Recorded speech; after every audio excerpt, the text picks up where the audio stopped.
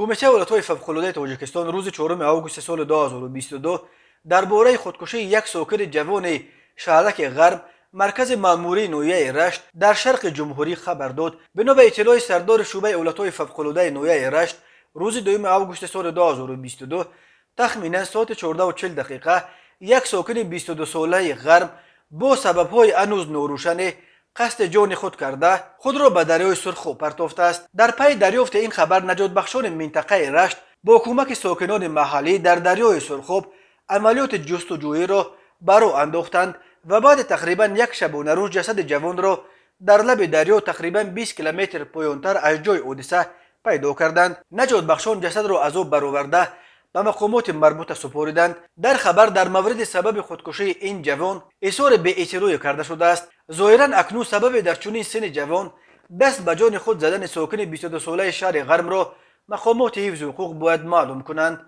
هر سال در تاجیکستان تا 600 خودکشی و قصد خودکشی ثبت می شود. مشکلات اجتماعی و اقتصادی و جنجال های عائلوی سبب های اساسی خودکشی در تاجیکستان نام برده می شود.